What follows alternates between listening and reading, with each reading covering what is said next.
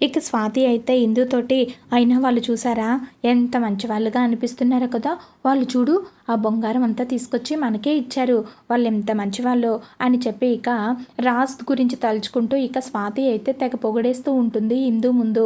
ఇక ఆ మాటలన్నీ విన్న ఇందు అయితే ఈ మొహం వాళ్ళు నిజంగా అంత మంచి వాళ్ళేం కాదు, మరి నీకెలా తెలుసు వాళ్ళు మంచివాళ్ళు కాదని?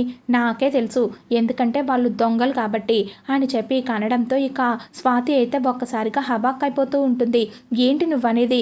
అవును, వాళ్ళని ఇంటికి రమ్మని బ్లాక్మెయిల్ చేసింది, లేకపోతే ఇంటికి రాకుంటే పోలీస్ స్టేషన్లో అందరి ముందు నిజాలన్నీ బయటపడతానని చెప్పింది నేనే, అందుకని వచ్చారు, వాళ్ళు మనకన్నా చాలా కిలాడీలు అని చెప్పి ఇక అనడంతో ఇక ఆ మాటలు విన్న స్వాతి అయితే ఒక్కసారిగా నోరెళ్ళబెడుతూ ఉంటుంది. ఇక రేఖ అయితే రాజ్ గురించి తీవ్రంగా ఆలోచిస్తూ ఉంటుంది. ఎవడసలు వీడు? అచ్చం రాజ్ లాగే ఉన్నాడు, కొంపతీసి రాజ్ కానీ బతికే ఉన్నాడా? మళ్ళీ పెళ్లి చేసుకోవడం వల్ల రాజ్కి ఇంకో కొడుకు పుట్టాడా? వాడేనా వీడు?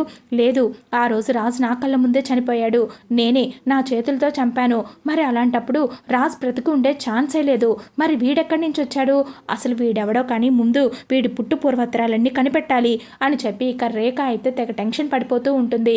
ఇక అప్పుడే అక్కడికి వచ్చిన వాళ్ళ వదిన అయితే అమ్మ రేఖ, నువ్వంత టెన్షన్ పడుకు, మనం కనిపెడదాంలే, అన్ని విషయాలు నిదానంగా కనిపెడదాంలే, ఇలా టెన్షన్ పడుతూ నిద్రపోకుండా రాత్రులు కూర్చొని దాని గురించి ఆలోచించుకో, వాడెవడు, వాడెక్కడుంటాడు, వాడి జాతకం మొత్తం తీసుకొచ్చి నీ ముందు పెడతాను అని చెప్పి ఇక వాళ్ళ వదిన అయితే ఇక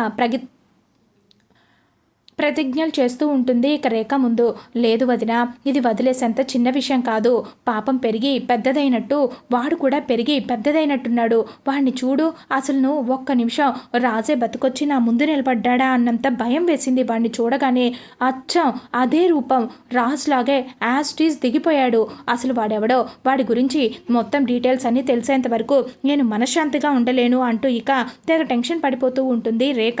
నచ్చితే ఖచ్చితంగా సబ్స్క్రైబ్ చేసుకోండి ఫ్రెండ్స్.